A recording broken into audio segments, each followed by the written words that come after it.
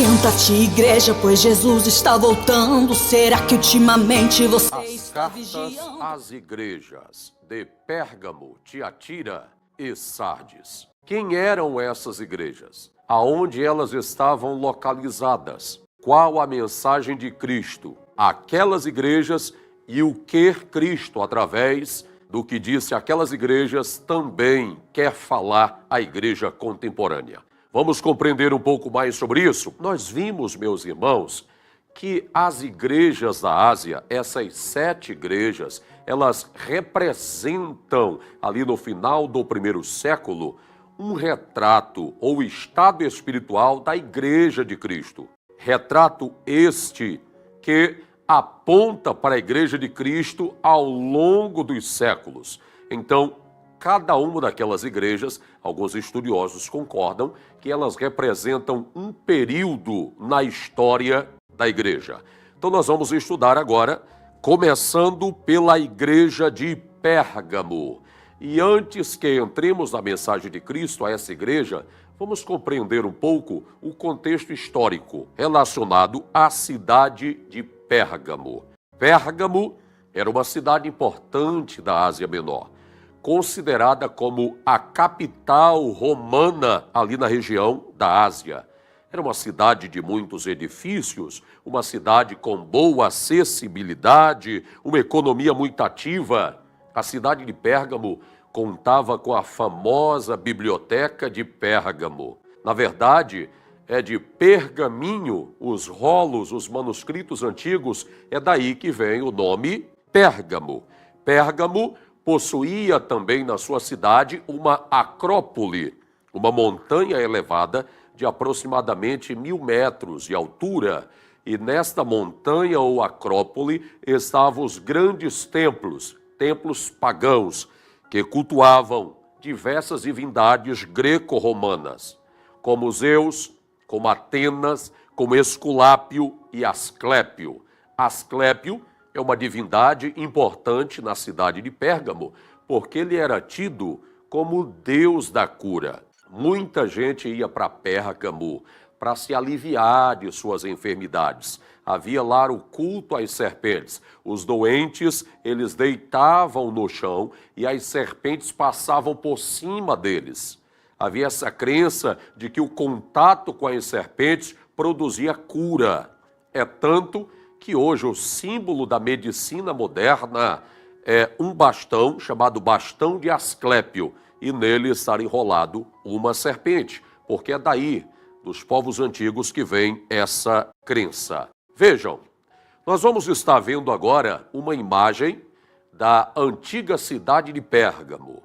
Aí está, nós conseguimos ver aí aquilo que era a Acrópole e os principais templos e deuses pagãos da região de Pérgamo. É lá também que vai ser construído o primeiro templo de adoração ao imperador romano, onde o César vai ser aclamado como Senhor, e todos tinham que comparecer para prestar-lhe reverência, queimar incenso e etc. A chegada do evangelho ali em Pérgamo, tudo indica que foi através do apóstolo Paulo, na sua terceira viagem missionária.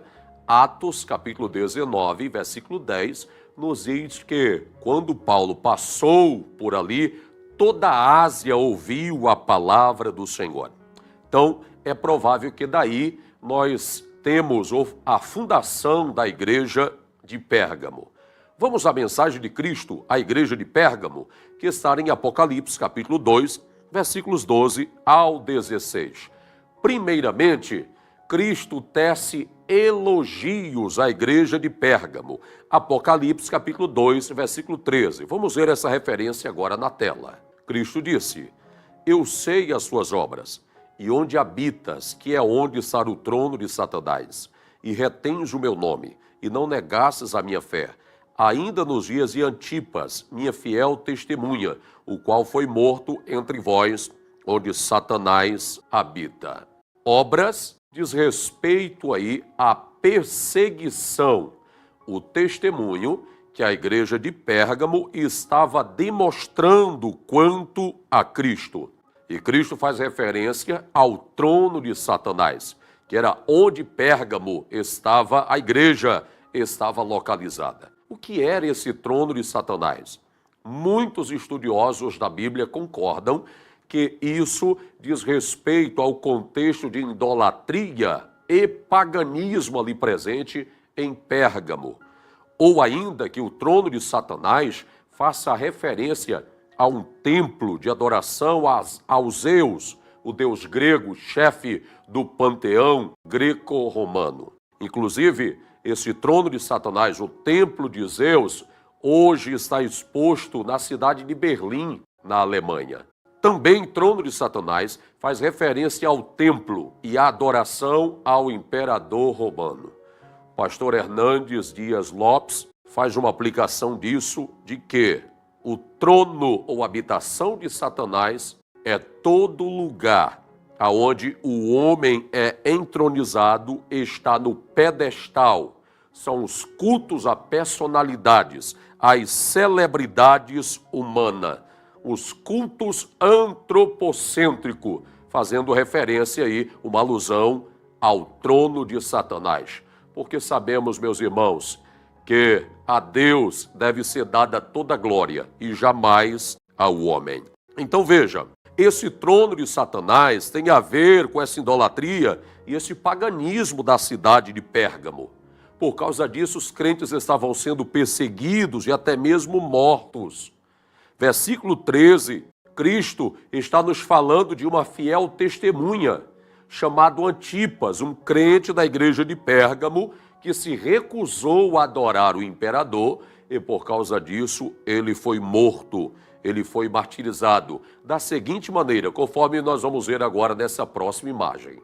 Aí está, o Antipas, diz a história, a tradição cristã, que por recusar-se a adorar o imperador, ele vai ser queimado dentro de um boi oco de bronze, conforme você está vendo aí nessa imagem. Ele vai ser o primeiro mártir daquela igreja ali na região da Ásia. Paulo faz uma referência a esse contexto de adoração ao imperador romano, lá em 1 Coríntios, capítulo 12, versículo 3, quando ele diz, no final desse versículo, que ninguém podia afirmar que Cristo é o Senhor, senão pelo Espírito Santo. Paulo faz referência a essa época aqui, em que todos os habitantes do Império Romano, do mundo antigo dominado por Roma, eles tinham que queimar incenso e chamar o imperador romano de César. César significa Senhor. E muitos cristãos se recusavam a chamar César de Senhor e afirmavam que Cristo é o Senhor. Senhor do grego é Kyrios. Então, os crentes, eles preferiam chamar Cristo de Kyrios do que César, ou o imperador romano, de Senhor.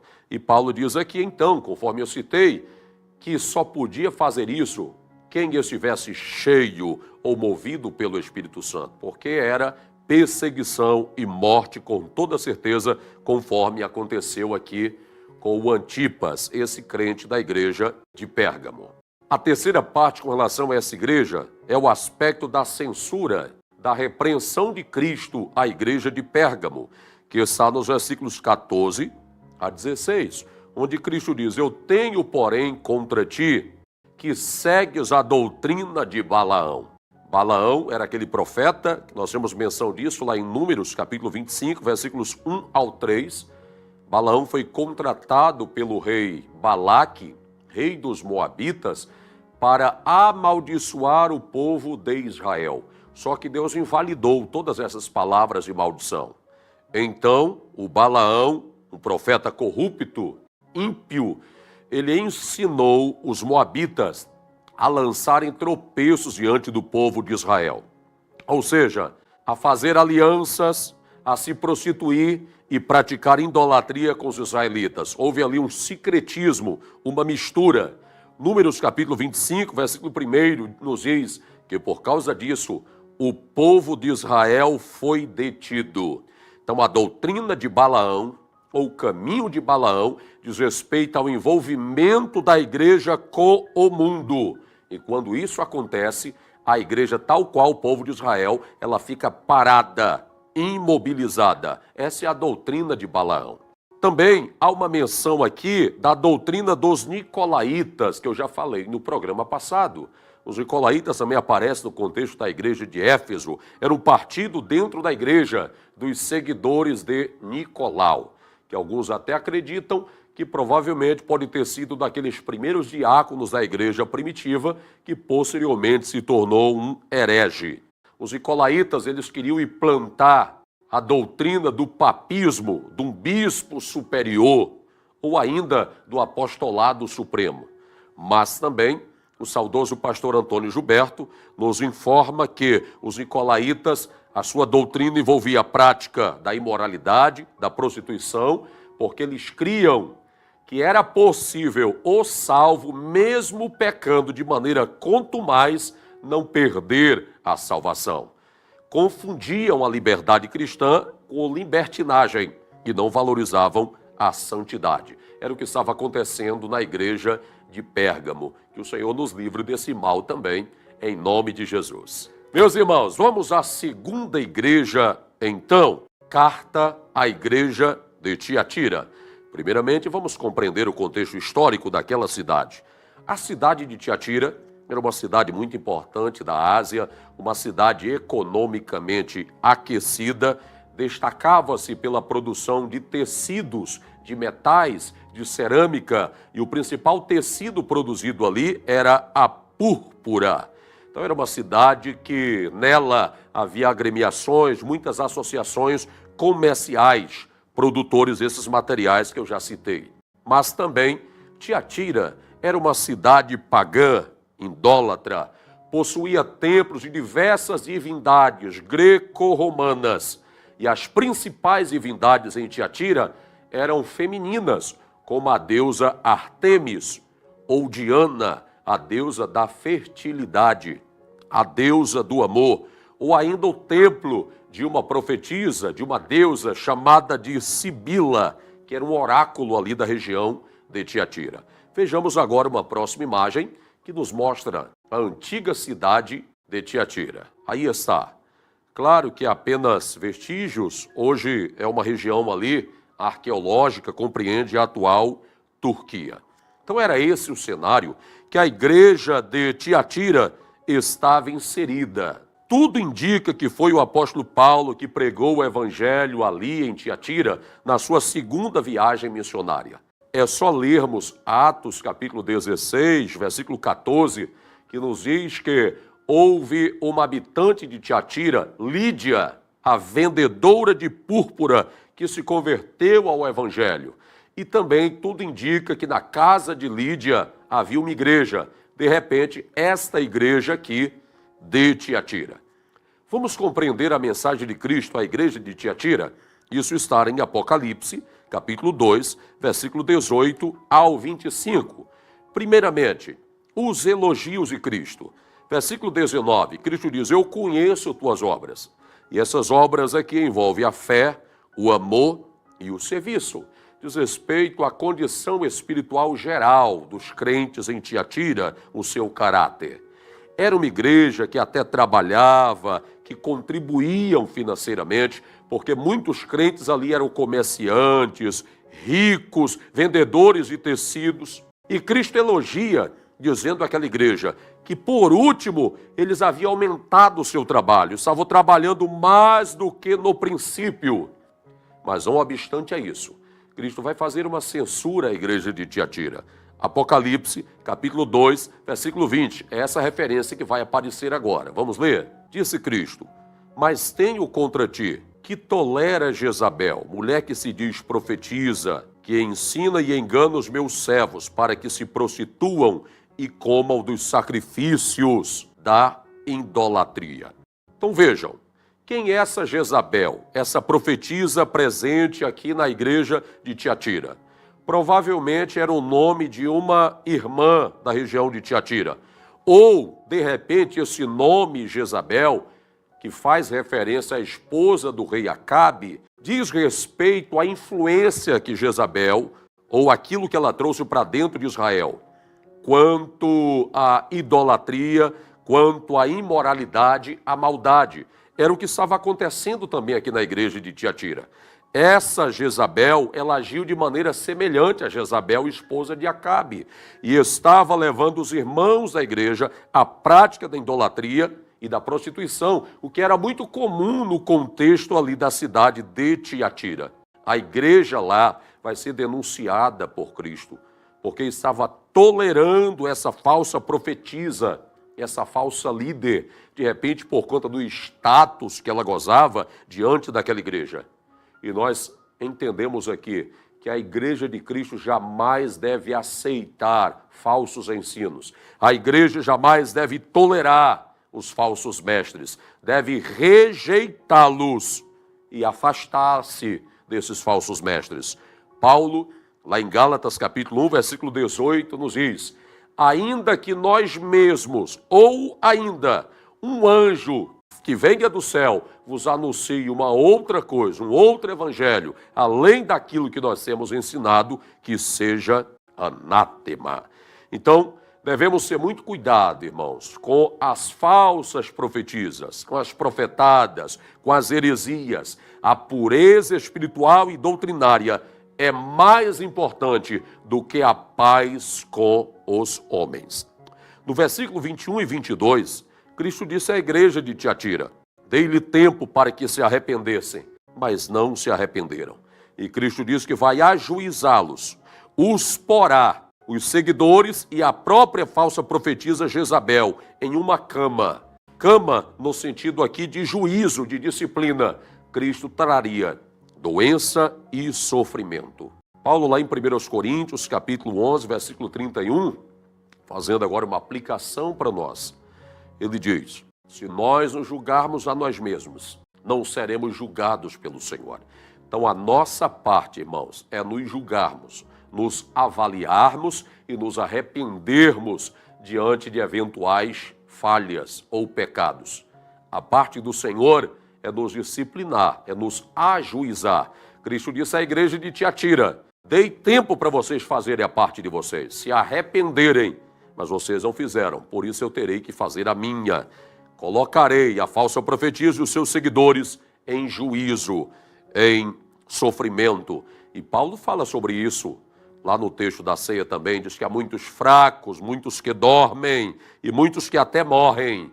Que Deus tenha misericórdia de nós, em nome de Jesus. Amém? Vamos à terceira e à última igreja do nosso estudo de hoje. Carta à igreja de Sardes. Primeiramente, vamos compreender o contexto histórico. Sardes era uma cidade considerada no mundo antigo, outrora, uma fortaleza impenetrável, porque ela estava numa região elevada, numa acrópole de aproximadamente 500 metros de altura acima da planície. Sardes era tida também como uma cidade próspera, devido à abundância de ouro encontrada ali em um dos seus rios, chamado de Pactolos, um ribeiro que cortava a cidade. Em Sardes também se encontrava pedras preciosas, pratas, lã e tecido. E é lá em Sardes que vai surgir a moeda de metal cunhada. Então Sardes tinha uma importância muito grande, comercial e militar, como província ali da Ásia Menor, como província de Roma. Sardes também era uma cidade idólatra. Lá eles veneravam, cultuavam os deuses greco-romanos. E Sardes era tida como uma cidade centro da adoração à deusa Artemis, ou à deusa Diana, a deusa da fertilidade, a deusa do amor, cujo culto se passava com prostituições através das sacerdotisas cultuais que se encontravam no templo dessa deusa.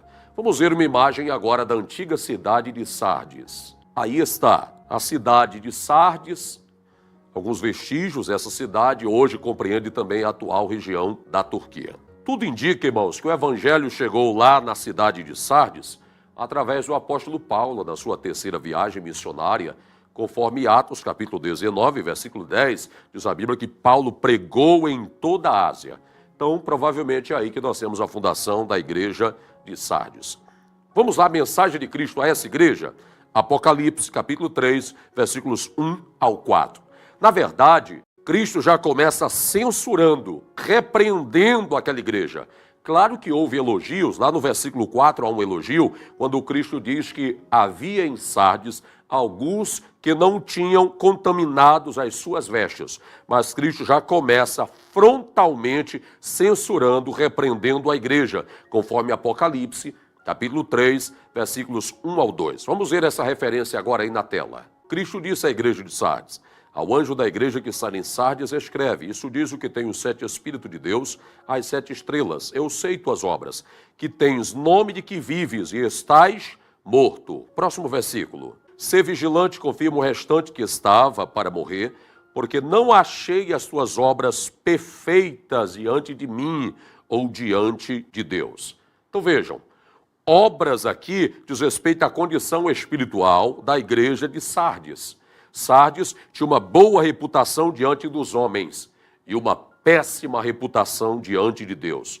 Era uma igreja que vivia de aparência. Parecia que estava viva diante dos homens, porque o homem só vê o exterior, mas na verdade estava morta, porque Deus sonda e conhece o interior, o coração. A igreja de Sardes se aculturou com o mundo, com a cultura daquela cidade. Os cultos daquela igreja estavam cheias de novidades. Eram cultos que pareciam eletrizantes, mas eram vazios, mortos, já não trazia nenhuma graça, nenhuma unção, vida espiritual para aqueles que o frequentavam. É semelhante hoje. Nós temos o advento, o fenômeno do nominalismo. Daqueles que se identificam como crentes, cristãos, possuem apenas o nome, mas a sua prática, no seu dia a dia, vivem em desacordo com isso. No Brasil, segundo o IBGE, nós temos 200 milhões de habitantes. E a quarta parte desses, cerca de 50 milhões, se declaram, são nominais, dizem ao IBGE que são evangélicos. Mas nós compreendemos que é um mero nominalismo, porque muita coisa no Brasil parece que não muda. Em alguns contextos, a igreja brasileira, o evangelicalismo brasileiro ainda está sofrendo quanto à falta do verdadeiro testemunho cristão. Semelhante à igreja de Sardes, só aparentava, parecia ouro, mas não passava de uma bijuteria de quinta categoria. E Cristo conhecia essa real condição da igreja de Sardes. No versículo de número 2, na parte final, Cristo disse a ela: não tenho achado tuas obras perfeitas diante de mim. E eu chamo a sua atenção. A questão de Sardes não foi falta de obras, não foi falta de atividades, porque havia muitas atividades, havia muitos cultos, havia muitos movimentos, mas o que estava faltando era a falta de integridade e de obediência diante de Deus. Então nós aprendemos com isso que é possível uma igreja ter bastante atividades, estar em constante movimentos, mas com os motivos errados. Hoje nós estamos vendo aí o advento do pragmatismo, onde igrejas e líderes deixam de fazer o que é certo, de acordo com a palavra de Deus, para fazerem o que dá certo. Cristo chama os crentes da igreja de Sardes ao arrependimento. Aquela igreja tinha que mudar radicalmente, assim como igrejas contemporâneas que se incluem dentro desse contexto. Era preciso despertarem. E hoje, em muitos lugares, também há a necessidade de uma restauração, de um despertamento, de uma intervenção divina, já que muitos caíram na rotina, caíram no comum, no natural. Que Deus faça isso em nossos dias, em nome de Jesus. Amém, meus irmãos? Muito bem. Ainda dentro desse assunto, nós vamos agora a uma curiosidade bíblica no quadro. Será baseada aqui, em Apocalipse, capítulo 2, versículo 17. A promessa que Cristo faz à igreja de Pérgamo. No final de Apocalipse 2,17, ele diz: ao que vencer, ou seja, aquele que for fiel, não obstante tentações, tribulações, perseguições, eu lhe darei uma pedra branca, e nesta pedra um novo nome. O que isso significa dentro do contexto ali da igreja de Pérgamo? Veja, meus irmãos, pedra ou pedrinha refere-se aqui a dois contextos. o primeiro aqui, pedras ou objetos eram símbolos de o tribunal. Era muito comum nos tribunais antigos se usar pedras para se aferir, às vezes, a sentença ou a decisão de um julgamento. Quando o indivíduo era sentenciado, o juiz mostrava a ele uma pedra escura. Mas quando o indivíduo, num tribunal antigo, era absolvido, o juiz mostrava para ele uma pedra clara, uma pedra branca. Mas pedra também, no mundo antigo, diz respeito aí a um símbolo de cidadania. Então, as credenciais, as autorizações, o passe ou autorização para viver em uma cidade, ou até para ter ali uma renda ou se tornar um comerciante, era preciso receber uma pedra branca, um passe, uma autorização. No contexto da igreja de Pérgamo, muitos crentes ali estavam sendo perseguidos e mortos, como foi Antipas, porque esses crentes, eles recusavam-se a queimar incenso ao imperador. Recusava-se a participar das festas, das orgias do paganismo e da idolatria lá no templo de Zeus. Logo, eles estavam sendo condenados nos tribunais antigos, mortos, e não tinham passe para viver na cidade de Pérgamo. Eram banidos daquela cidade. E Cristo, fazendo uso desse contexto, vai dizer àqueles crentes: não se preocupem, se em Pérgamo vocês estão sendo condenados e mortos por causa do meu nome, não estão tendo passe e autorização para ir viver, fiquem tranquilos, vocês têm uma promessa. E qual é a promessa? De que aqueles cristãos, ainda que condenados nos tribunais humanos, mas no tribunal celestial em Cristo, eles estavam justificados. Nenhuma condenação pesava sobre eles. Eles estavam absolvidos de qualquer culpa. E essa promessa, em segundo lugar, diz respeito ao passe ou autorização que eles não tinham em Pérgamo. Só que Cristo disse, nos céus, eles seriam uma cidadania celestial e livre acesso à Nova Jerusalém. Vencer, herdará o céu.